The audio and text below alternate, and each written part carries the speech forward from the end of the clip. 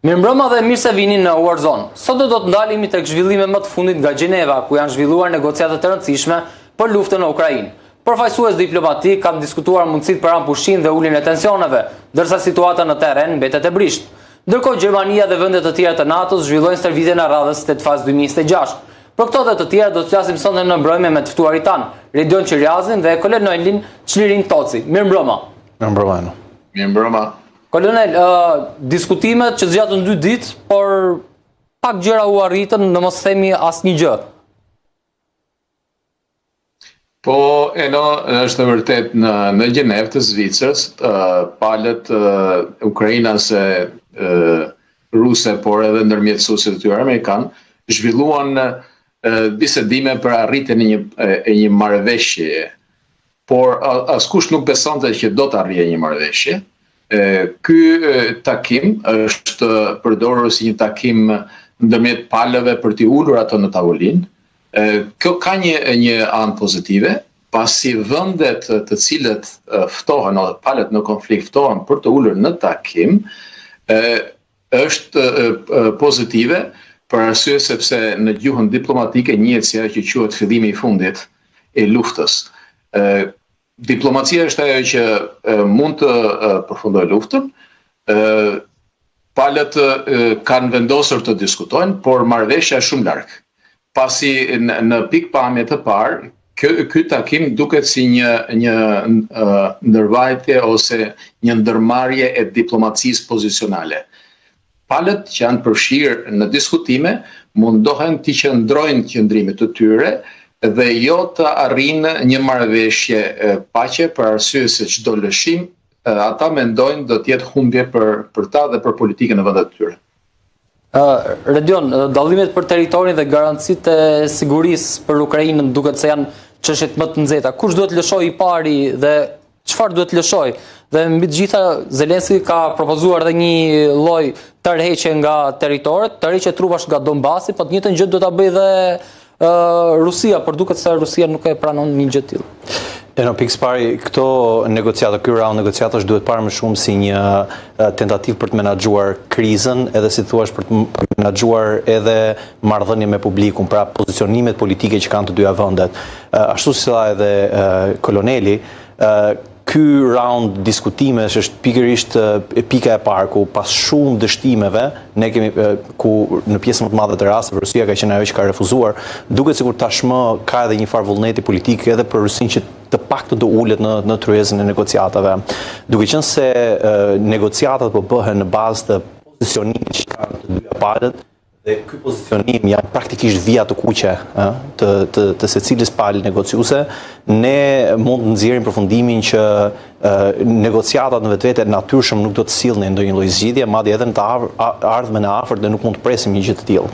Nga njëra anë shohim Rusinë e cila i mëshon disa tezave që do të nënkuptonin cënimin e sovranitetit të Ukrainës, çarmatosjen e saj totale dhe vendosjen e saj në një pozicion vulnerabël për sulme të ngjashme në të ardhmen, por në të njëjtën kohë edhe një tentativë për të shpërbërë NATO në vetvete, pra duke mos lejuar zgjerimin e NATO-s dhe shumë qëllime të tjera politike që mund të ketë NATO në vetvete.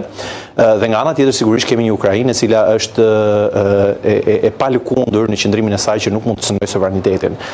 Megjithatë, vlen për tu vëzhguar me vëmendje tentativa e Zelenskit për të krijuar një zonë buffer, pra tërheqjen paralelisht të forcave si ruse, ashtu edhe ukrainase nga një zonë. Kjo do të bënte që në terren të kishim në fakt një farë zone sfyngjer, gjë që edhe që deri më sot ne nuk është se ka qenë pak a shumë një pikë fort të diskutimi ku Rusia shprehej që ne nuk mund të lëshojmë territoret e pushtuara, pasi kjo do të krijonte një precedent që edhe nëse ne luftojmë dhe marrim territoret me forcë, ato mund të rikthehen përsëri përmes negociatave, gjë që është e papranueshme për Rusinë.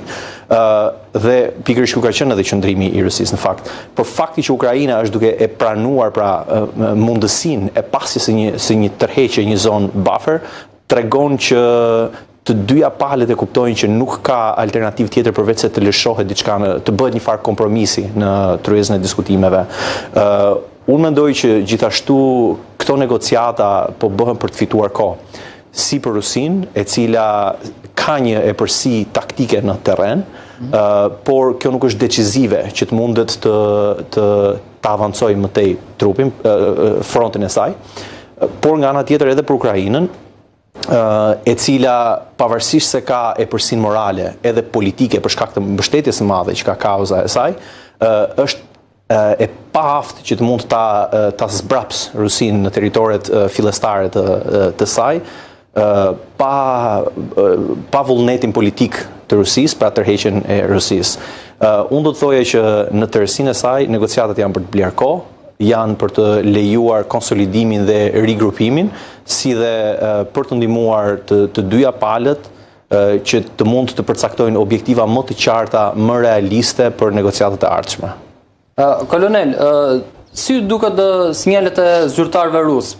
Qëndrojnë pikërisht tek ato parime që nisën dhe në fillim operacionin special të tyre, pra nuk lëshojnë territore, por edhe kërkojnë që Ukraina të shkëputet gjithmonë nga ëndra për një antarësim në NATO. Dhe e shikoni një paqe të afërt brenda këtij viti? Unë do ta nis nga pjesa e fundit e pyetjes tuaj. Jo vetëm unë, por shumë analistë, por edhe politikanë perëndimor në bisedat që ata zhvillojnë rreth konfliktit në Ukrainë nuk besojnë se do të ndodhë një arritje, një marrëveshje për të ndaluar luftën në Ukrainë. Kjo për momentin duket e largët, po punohet fort. Ju e përmendët në studio Shtetet Bashkuara të Amerikës, por edhe vende dhe aktorë të tjerë po mundohen që të ndalojnë luftën.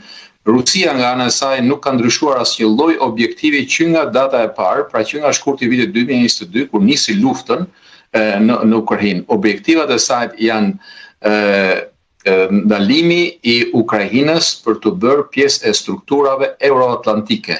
Ky objektiv vazhdon të qëndrojë në politikën ruse, kërkojnë që të kenë dominim në Ukrainë, por kjo jo vetëm në Ukrainë, por edhe në vende të tjera të asaj që në konceptin geostrategjik quhet zona për qark kufirit të Federatës Ruse sot.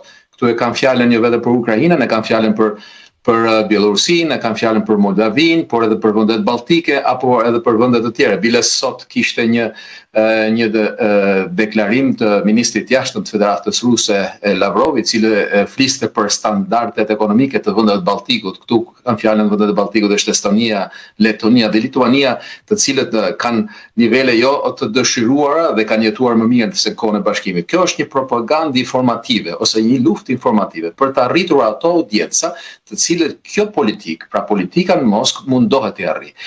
Një politikë tjetër është që të largojë përfundimisht perëndimin nga mbështetja e Ukrainës. Kjo vazhdon të jetë. Një objektiv tjetër i Rusisë është që territoret që ka ti marrë dhe në të ardhmen ta kthejë Ukrainën pjesë ose satelit siç është sot Bielorusia. Ka qenë një shkrim i shkruar që në vitin 2004, por perëndimorët nuk i kanë kushtuar vëmendje dhe ky shkrim është shkruar nga një analist i shquar që fatkeqësisht sot nuk jeton, ka qenë në Shqipëri dhe ky quhet Janosh Pugajski. Në këtë shkrim që në vitin 2004 Janosh Pugajski nënvizonte që Rusia kur nuk do të heqë dorë nga 3 vende dhe përmendte Bielorusinë, Ukrainën dhe Moldavinë. Dhe po ta shohim, sot Bielorusia është satelit ose shtojc e Federatës Ruse. Kemi Ukrainën, po mundohet me të gjitha format që Ukraina të mos bëhet pjesë e sferës euroatlantike dhe ta detyrojë atë që të pranoj kushtet ose të dorëzohet pa kushte. Pra kjo është ajo politika ruse sot që mundohet të dorëzohen pa kushte, nuk pranon asnjë negociat. Unë pak më parë përmenda, kjo është ajo diplomacia pozicionale, secila parë është ulur në pozicionin e vet dhe mundohet të ruajë ato objektivet e saj. Pala ruse për ta larguar Ukrainën nga perëndimi ose nga strukturat euroatlantike dhe pala ukrainase që i mëshon forcë asaj që ne kemi diskutuar dhe do të shkuarën në ruajtje e integritetit territorial të Ukrainës, dhe dyta bërja antare e Bashkimit Evropian dhe e NATO-s dhe treta vazhdimi i mbështetjes nga perëndimi për Ukrainën, pasi Ukraina dhe politika në Kiev, por edhe analistë të ndryshëm kanë filluar të nënvizojnë që Ukraina ka filluar të shqetësohet pak a shumë për perëndimin, se perëndimi mund të lodhet, pasi kjo luftë nuk ka shkaktuar vetëm jetë njerëzish ose se pasiguri në një vend siç është Ukraina, ka goditur tregjet në botë, ka rritur inflacionin, ka vështirësuar zinxhirin e shpërndarjes së ushqimit. Këto janë shumë gjëra që kjo luftë ka. Pra nuk është thjesht ai shkëmbimi i territorëve. Hajde po shkëmbejmë territoret, po japim 4 rajonet plus Gadishun, Krimes dhe lufta ka për të mbaruar. Kjo nuk edhe në të shkuarën, po ta shikojmë. Në të shkuarën, po kthehemi nëse do mbledhësh dhe pak, të kthehemi pak në kohë, po të kthehemi në Kaukaz dhe konkretisht në Gjeorgji. E ka bërë atë në fillim të viteve 90 në Abkazi.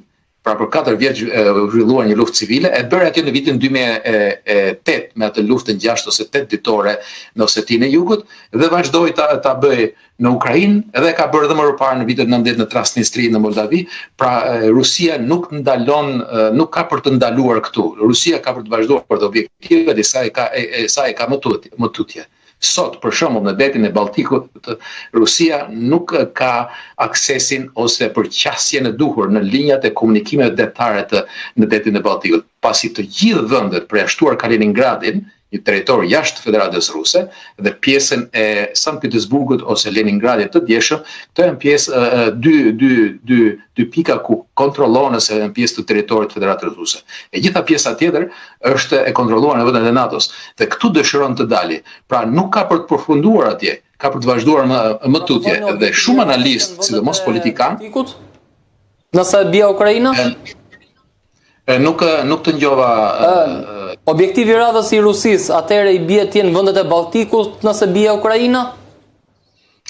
Nëse bie Ukraina është përmendur edhe nga përfaqësues të tjerë, qoftë ushtarak, politikan, por edhe analistë, që Rusia nuk ta ndalojë vrapin nëse do ta quajmë në thonjza në Ukrainë. Do ta vazhdojë atë më tutje. E ka shprehur objektivat e saj, që objektivat e saj është që të arrijë ndikimin tek vendet të cilët kanë qenë pjesë e dikurshme e Bashkimit Sovjetik. Vet Putini e ka thënë që shkatrimi i Bashkimit Sovjetik ishte ngjarja më e dhimbshme e shekullit të shkaluar. Dhe nëse do të sjellë një diçka tjetër në vendin tuaj, por edhe atyre që na ndëgjojnë, në korrik të vitit 2021, një artikull gjoja e shkruar nga Putini, por i shkruar nga strukturat e tij që qëndrojnë pranë tij, jepte një mesazh të qartë për perëndimin, duke nënvizuar të drejtën që Federata Ruse duhet të ketë mbi ish republikat e Bashkimit Sovjetik, të cilët sot janë vende të pavarura. Dhe kjo drejt duhet të kthehet. Dhe në këtë artikull përmendej që NATO-ja duhet të largohet në kufit e saj të vitet para vitit 1999. Pra bëhet fjalë edhe për vendet të tjera të Europës lindore dhe juglindore. Dhe perëndimi nuk e ngjoj. Dhe e dyta ishte kërkesa ose një draft me disa pika, unë nuk mund ta quaj një akt marrëveshje, që i dërgoi Shtetet e Bashkuara të Amerikës të asaj kohe nga ministri aktual i jashtëm i Federatës Ruse, Lavrov, për të arritur këto objektiva politike që kishte Rusia. Dhe sot Rusia këto objektiva nuk do t'i ndalojë këtu. Këto objektiva janë akoma më gjatë, pra janë objektiva strategjike për të rritur dhe për të dakordësuar ose për të rënë dakord me rolin strategjik që Rusia duhet të ketë. Shumë e qartë, kolonel. Redion, pak më parë the që Rusia po përdor gjithë negociatat për të fituar kohë, faktikisht për të marrë akoma më shumë terren në luftime. Si që ndrojnë sot forcat në vijën e frontit? Po, si që dim, për të përdorur atë frazën e famshme, asgjë të re në vijën e frontit. Pra nuk është se ka një ndryshim shumë të madh, edhe ato 200 ca kilometra të cilën katror që arritën të merreshin nga Ukraina, nuk është se bëjnë një diferencë të madhe në realitetin e Tiranës. Faktikisht mori goxha territor në krahasim me avancimin rus. Po, patjetër, por sigurisht, madje mund të thuaj disa analistë thonë që e vonoi avancimin rus me 2-3 muaj të tjerë, për shembull. Por sigurisht i dha një dozë vetbesimi dhe konfidence të gjithë trupave të frontit Ukrainës, dhe nga ana tjetër është edhe simbolike, pra që Ukraina, një vend më i vogël se Rusia, është në gjendje që t'i bëjë ballë, fal kjo edhe suportit të madh që është duke marrë nga vendet perëndimore. Por realiteti është që shumë pak po ndryshon në terren. Unë mendoj që kjo është edhe një pjesë e strategjisë të madhe të Rusisë që të luajë të lojën e tretjes graduale të trupave ukraince, të mposhtjes vullnetit të tyre politik, sulmet e vazhdueshme që ata janë duke bërë nëpër qytete kryesore të Ukrainës janë për të mbjellur jo vetëm panik, por edhe pasiguri që ka popullsia tek aftësia e shtetit ukrainas për të garantuar sigurinë e tyre dhe rrjedhimisht ta bëjnë fakt të kryer zaptimin e këtyre këtyre territoreve nga ana e Rusisë. Do të thoja që strategjia e negociatave është pjesë e strategjisë së madhe të Rusisë për të blerë kohë, për ta zhvendosur vëmendjen nga fronti për të fokusuar në një front politik dhe nga ana tjetër të mbjellë edhe gjithmonë më shumë përçarje brenda Bashkimit Evropian. Mendoj që shumë faktorë të tjerë gjeostrategjik kanë çuar ujë në mullirin e Putinit në këtë kuadër, në veçanti për shembull bordi i paqes, dim që shumë vende të Europës po dhe të Bashkimit Evropian kanë hezituar, por kanë shprehur dëshirën që të jenë vëzhgues minimalisht në bordin e paqes edhe mundësisht të jenë antarë në të ardhmen e saj. Sigurisht kjo krijon një përçarje politike brenda Europës dhe e bën akoma më të vështirë atë dëshirën që kanë liderat e Bashkimit Evropian, do të thoya për shembull Gjermania, Franca, për të krijuar një ombrell sigurie për Europën, pasi nëse nuk ekziston vullneti politik dhe uniteti ushtarak pastaj do të jetë më i fragmentuar. Nga ana tjetër, këto negociata sigurisht i shërbejnë edhe Ukrainës në vetvete, sepse i lejojnë që të konsolidojnë forcat e tyre, të cimentojnë pozicionet e tyre në ato terrene. Unë mendoj që edhe ai territor që ka marrë Ukraina, ne shikojmë si një avancim të Ukrainës, por në fakt për Rusinë nuk është në një humbje, sepse Rusia nuk ka qenë në Ukrainë përpara 14-s dhe tashmë ajo ka pushtuar 20% të territorit të Ukrainës. Kështu që nuk duhet parë si humbje nga ana e Rusisë, thjesht është një luftë konsumimi e cila sa më shumë zgjat sigurisht favorizon mbrojtësin në parim, pra sa më shumë zgjat konflikti favorizon mbrojtës, por në këtë pikë ne duhet bëjmë pyetjen, kush është në realitet mbrojtësi? A është Rusia e cili ka vendosur një front dhe përpiqet ta cimentojë atë, duke rivendosur pushtete të reja politike brenda këtyre krajinave, duke tentuar që ato të kenë një autonomi më të madhe dhe të tërheqë ato drejt Rusisë, duke i bërë kështu de facto Ukrainën jo më një shtet sovran, apo është Ukraina e cila po mjaftohet me faktin që Rusia nuk po e shtyn më tej vijin e frontit. Pra, çfarë nënkuptojmë tamam me fitore, kjo është shumë e rëndësishme për të analizuar. Dhe sigurisht mund të shihet në dyja drejtimet. Kolonel, ndalim pak tek një çështje tjetër, siç është ajo e stërvitjes që vendet e NATO-s së bashku me Gjermaninë zhvilluan ditët e fundit stërvitjen Steadfast 2026. Çfarë është kjo stërvitje dhe për të parë kancelari Merz jep një deklaratë për sa i përket ndjekjes së programit bërthamor nga ana e Gjermanisë. Ai shprehet kundër faktikisht kësaj, po shprehet gjithashtu vullnetin që të ketë një ombrell europiane nga Franca dhe Britania, të cilën deri tani e ka ofruar Shtetet e Bashkuara të Amerikës. Pra vënë në dispozicion Gjermaninë, territorin gjerman, për të ngritur një ombrell bërthamore nga Britania dhe Franca. Po, stërvitja e organizuar në kuadrin e NATO-s, Steadfast 2026, është një stërvitje, një nga stërvitjet më të mëdha që NATO bën, është një stërvitje e planizuar. Kjo zhvillohet jo vetëm në territorin e Gjermanisë, por edhe në territoret të tjera, të vendeve anëtare të aleancës, me një pjesëmarrje shumë të gjerë forcash dhe mjetesh. Kjo në stërvitje ka si qëllim mbledhjen e forcave së bashku, stërvitjen e tyre, pasi bëhet fjalë për një organizatë që ka 32 vende. Pra duke pasur 32 vende dhe ushtri me eksperiencë dhe pajisje të ndryshme, është nevojshme dhe e domosdoshme që këto forca të mbledhen së bashku dhe të trajnohen. Njëra anë. Ana tjetër është për të dërguar një mesazh kundërshtarëve tanë në lindje që ne si NATO jemi gjithmonë të gatshëm për të mbrojtur integritetin territorial të vendeve anëtare të NATO-s sipas të gjitha kërkesave që rrjedh nga koncepti strategjik i NATO-s i miratuar në korrik të vitit 2022 në Madrid. Pra, ky është një mesazh shumë i qartë. Mesazhi tjetër dhe rëndësia tjetër e kësaj stërvitje është që për konsolidimin e shtabeve të llojeve të armëve dhe shërbimeve. Është një element shumë i rëndësishëm pasi lufta nuk zhvillohet vetëm tokë. Lufta zhvillohet me përfshirjen e pajisjeve të forcave ajrore, të forcave detare, po të agjensive të tjera ligjzbatuese, të cilët mund mos jenë në uniform, por kanë rolin e tyre shumë të rëndësishëm në situata krizash, por edhe konfliktesh. Dhe testimin e një reagimi se sa të gatshëm do të jenë forcat për të reaguar, për t'ju përgjigjur kësaj kërkese të konceptit strategjik të NATO-s, i cili në një nga pikat e saj thotë që NATO-ja merr për detyrë të mbrojë integritetin territorial që nga centrimenti i parë, pra që nga vija e kufirit. Dhe kjo është një tjetër. Dhe tjetra është ndërveprueshmëria ose lëvizja e forcave. Mendohet që forcat, nëse do të ndodhë diçka në kufit lindor, pasi diskutohet, jo vetëm në forume politike, por edhe ata që merren me çështje sigurisë së mbrojtjes, që mund të ketë një reagim ose një kërcënim nga Rusia në vitet që do të vinë. Dhe sa do të jenë këto forca të afta për të lëvizur nga perëndimi në lindje për të mbështetur forcat e tjera që janë dislokuar.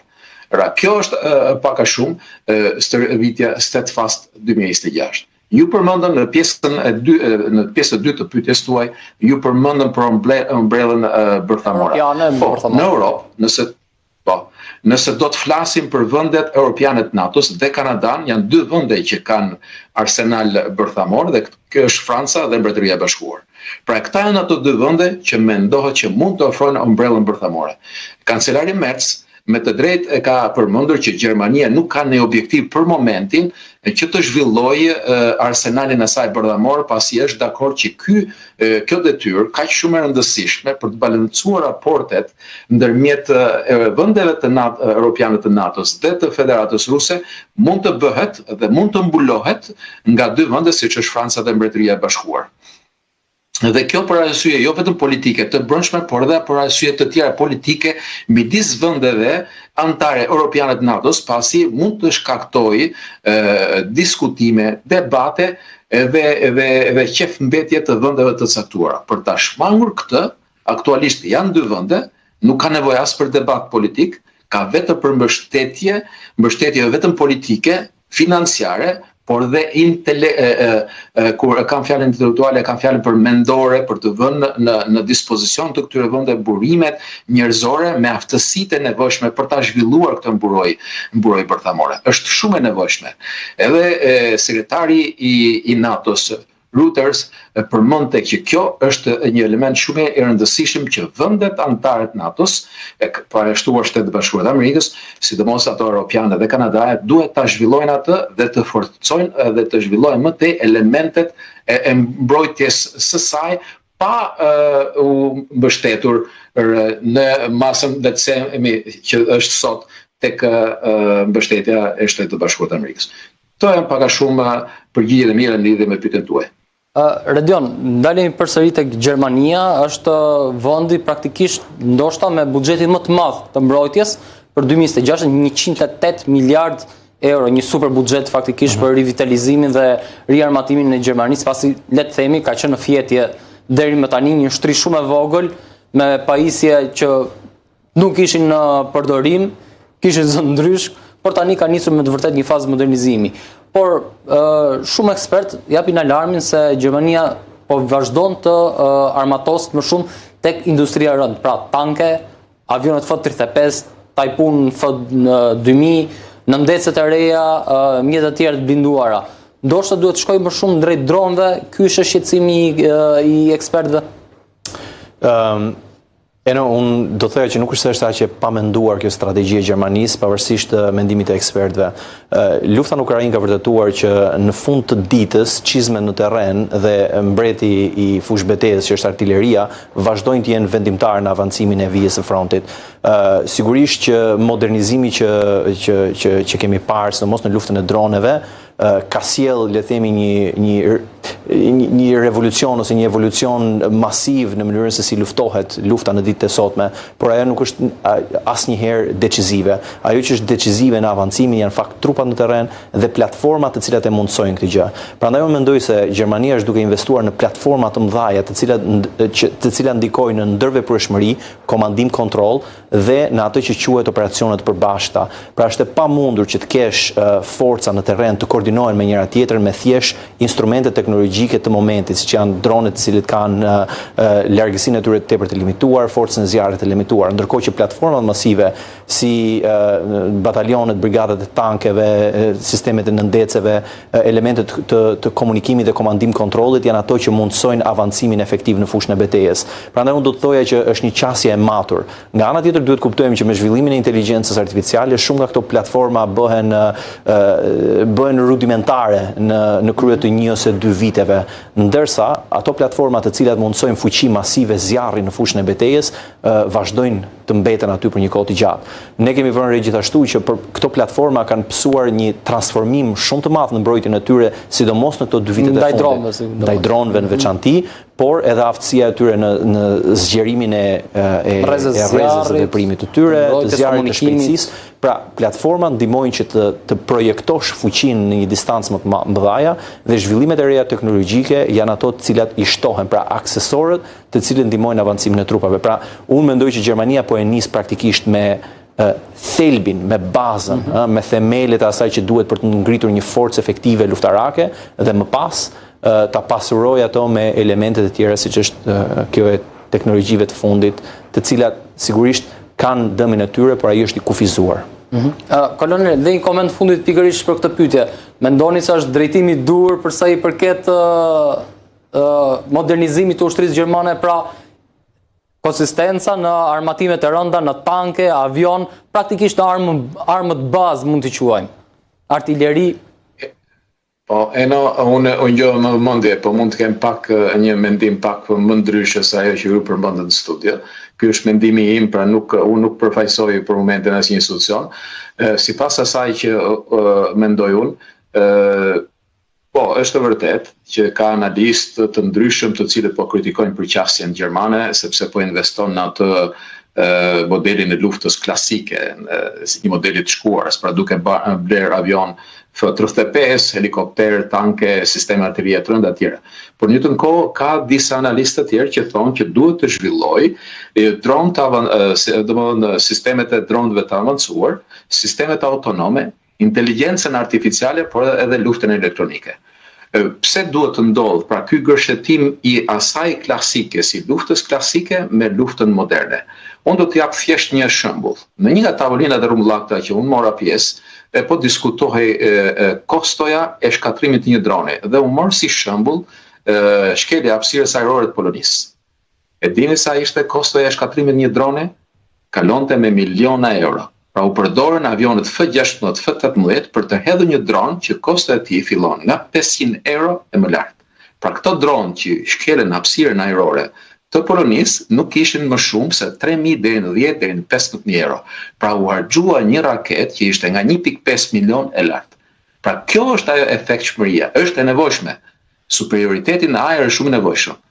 Sistemet e mbrojtjes raketore, kundërajrore në Ukrainë sot janë heronjtë e vërtet. Ata që përmbrojnë çdo ditë, përmbrojnë heronjtë e vërtet. Dhe në këtë vend ka sisteme që kanë zhvilluar dhe këtu ne mund të mësojmë. Jo vetëm ne, si vendet vogla, por edhe Gjermania mund të mësojë. Ukraina është një burim i pashtershëm mësimesh se si ne duhet të ndërtojmë një forcë të armatosur nesër. Nëse nuk do bëjmë ndërthurjen dhe do kthehemi vetëm në atë luftën klasike, atë që bën sot Rusia, luftën masive, kjo nuk është ajo përqasja e dur. Pasi sot kemi Rusia ka ardhur në Europë, ka ardhur nëpërmjet tokës, ka ardhur nëpërmjet detit, ka ardhur nëpërmjet ajrit. E rëndësishme është të kundërveprojmë, po jo me raketat të përdorura nga F-18 apo nesër nga F-35. Kjo do të ishte kosto shumë lart. Shumë i qartë, kolonel. Kolonel, ju falenderoj shumë për kohën, Radion shumë faleminderit. Bashkë ndahemi këtu për pjesën e parë në War Zone dhe ritakohemi pas publicitetit.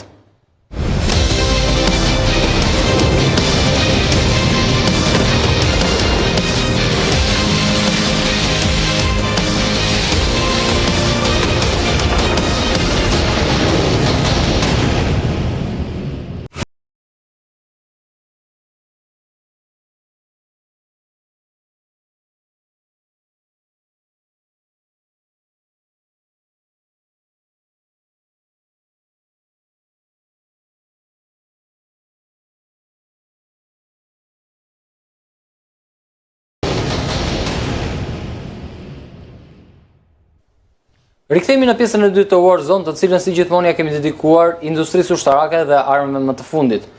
Redion, ishim duke folur pikërisht për konfliktin në Ukrainë, i cili vazhdon me ushtrinë ruse që nuk është se ka bërë shumë avancime të mëdha, por dhe Ukraina përveç një territor për 200 kilometrash, nuk është se ka arritur të marrë më shumë. Por ndërkohë, Rusia vijon të çojë në frontin e luftës armët e saj më të fundit, ku dhe i ka testuar më së shumti në frontin e Ukrainës.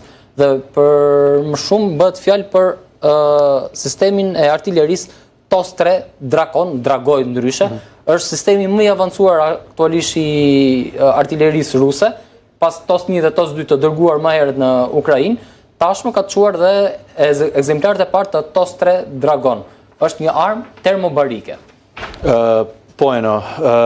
TOS-3 është një armë termobarike, por mbi të gjitha është ajo futen në kategorinë e armëve që quhen sisteme raketore me lëshim të shumëfisht. Ekzistojnë shumë versione të tyre, kinezë kanë ata, europianë dhe madje për herë të parë janë përdorur edhe masivisht gjatë luftës së dytë botërore. Katyushat e famshme. Katyushat e famshme, sigurisht. Pra parimi është i njëjtë, vetëm përmirësohet mekanizmat dhe teknologjia mbi to.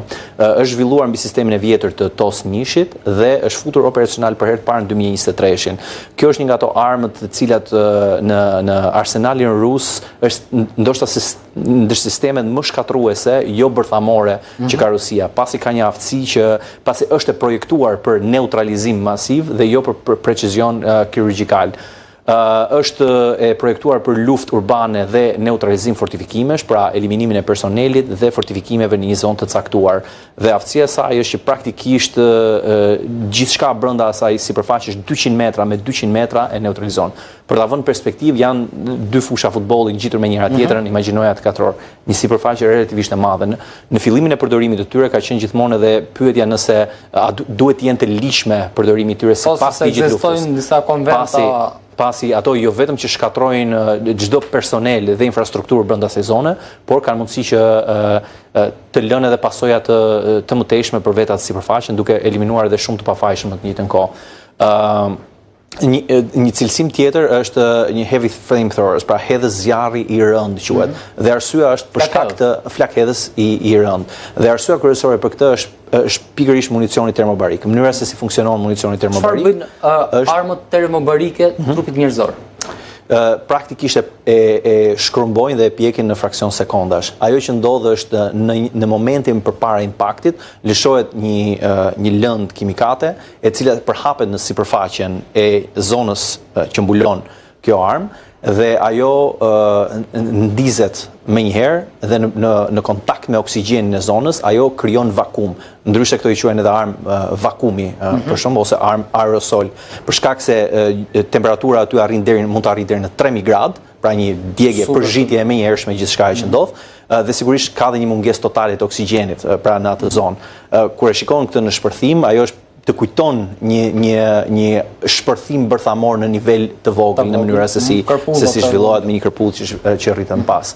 Kalibri i saj është 220 mm, është e montuar në një shasi tipike të tankut ose të 72 ose 90-a dhe ka versioni më i fundit që është TOS-3, ka 15 hedhse, në fakt variojnë nga konfigurimet, këtu kemi një konfigurim më të thjeshtë, ndërsa versioni më hershëm që ne kemi parë ka patur deri në 24 tyta për lëshimin e tyre. Rrezja e tyre, sidomos e versionit TOS-3, është rritur drastikisht që shkon deri në 15 apo edhe 24 km largësi, përkundrejt 6-7 km që ka qenë rrezja e versionit të mëhershëm.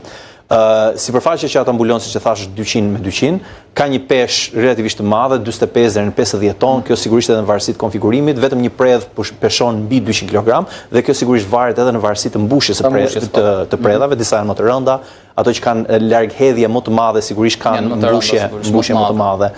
Kosto mendohet të jetë midis 6.5 deri në 15 milion, por nuk është dollar, por nuk është precize e saktë kjo gjë, pasi nuk është se janë nxjerrë asnjëherë. Më shumë është për projektura fuqi zjarri. Absolutisht. Dhe ka një ekipazh prej 3 vetësh. Shpejtësia e saj është 60 km/h dhe siç thash është lejon që të projektosh në fushën e betejës një zjarr të strukturuar në një kohë shumë të shkurtër. Është platforme e blinduar, versioneve të fundit janë futur edhe mekanizma për mbrojtjen ndaj droneve apo edhe goditjeve të tjera raketore që mund të jetë. Edhe pse ato janë përdorur në Ukrainë, nuk është se ka qenë një përdorim masiv i tyre, duhet thuhet, edhe për shkak të kritikave që mbartin dhe shkatrimit të madh që ato krijojnë. Arma tjetër të cilën ndeshim të analizonim është avioni turk i gjeneratës 5 Kan. Praktikisht Turqia bëhet ndër shtetet e pakta në botë që ka prodhimin e avionëve të saj të teknologjisë së fundit, pra të gjeneratës së 5. Quhet Kan. Testet e para të fluturimit u bën në 2024 dhe Turqia tani kërkon prodhimin në seri të tij dhe eksportimin gjithashtu në shumë vende të botës. Në vitin 2020, Turqia komisionoi rreth $20 milion për të ndërtuar 3 prototipe të një avioni të gjeneratës së fundit që do të shërbente si avioni kryesor luftarak i Turqisë. Dhe ky është kjo. Është zhvilluar nga industritë aerohapësinore të Turqisë dhe fluturimi e parë saj ka patur 21 shkurt, pra të 2024-s. Mendohet që prototipi i dytë do të ketë një testim të radhës tani në fillim të vitit 2026 dhe Turqia e projekton këtë si avionin e saj kryesor luftarak pas vitit 2030.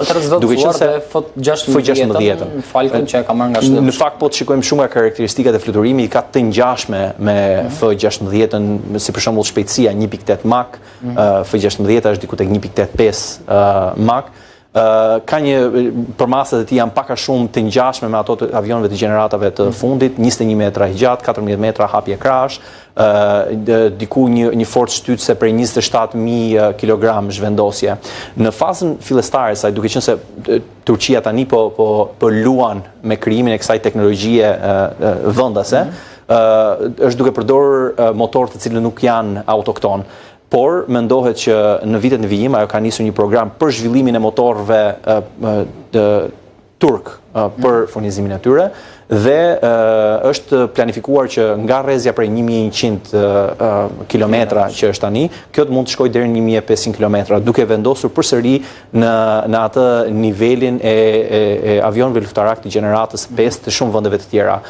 Ka 10 pika fiksimi të forta, si dhe 4 të brendshme të tyre që nuk kuptojnë hapen kompartimentet, ku mund të lëshohen preda të ndryshme. Sigurisht në fazën e pilotimit të tyre ekzistojnë një sër predash cruise të montuara, por me siguri në vijim këto do të ndryshojnë. Avioni është i pajisur me sensor të fortë dhe sensor të shumt për perceptimin e kërcënimeve, por nga ana tjetër ka edhe një avionik 360 gradë, që themi që është tipike përsëri për gjatë shumë një F-35 faktikisht, patjetër. Ndoshta stili ose konfigurimi i jashtëm është pak më ndryshe, por sigurisht nga aftësi teknologjike i afrohet atyre. Ka një data link të siguruar kombëtar, pra Turqia po përpiqet që të krijojë një autonomi sa më të madhe që të mundet nga sistemet teknologjike të tjera, pra duke e lidhur me sistemin e tyre kombëtar të komunikimit, pra të krijuar pavarësi nga vendet e tjera. Projektohet që të ketë të mundsojë një superioritet ajror dhe precizion në goditjet e tyre. Është në gjendje që të operojë në të gjitha mjedise, pra edhe në terren nat, në kushte modit të vështira. Ka një nivel stealthy, të cilit turqit po punojnë që ta optimizojnë akoma edhe më shumë, në veçanti me daljen edhe të prototipit të tretë të tyre. Është në tërësi mund thuhet që është një projektim ambicioz për teknologjinë turke. Dhe një nga elementet veçantë që mund të përmendet për këtë është që Turqia po projekton gjithashtu, që ashtu siç folëm herën e kaluar për Q-28-ën, pra avionin Wingman ose dronin Wingman, shoqërues të avionëve luftarak, Turqia po projekton që edhe ky avion të ketë në të ardhmen mundësinë që të shoqërohet me drone të tilla, të cilët shërbesin janë dronë të prodhuar nga kompania Baykar, Bayraktarët, e famshëm, dhe dronët në fjalë quhen Kizil Elma. Madje janë bërë dhe testet e parë në Mosgaboj për Kizil Elmën si Wingman, pra si një shoqërues të avionëve. Kjo tregon që shumë nga vendet në botë janë duke shkuar drejt këtij koncepti të luftës të kombinimit të robotikës ose pra të mjeteve autonome në bashkëpunim me mjetet e drejtuara nga pilotët, nga njerëzit. Po, faktikisht Turqia ishte edhe detyruar për të zhvilluar këtë avion të gjeneratës 5, pasi ishte një nga vendet që ishte në projektin e avionëve F-35 të shpërndar nga Shtetet e Bashkuara të Amerikës për vendet europiane dhe vendet aleate të tjera të NATO-s, por për shkak se zgjodhi S-400 nga Rusia, SBA-t e përjashtua nga ky projekt. Redion, shumë falenderoj për kohën. Nëjësieno. Kjo ishte gjithçka për mbrëmjen e sotme në Warzone. Bashkë takohemi javën e ardhshme. Natën e mirë.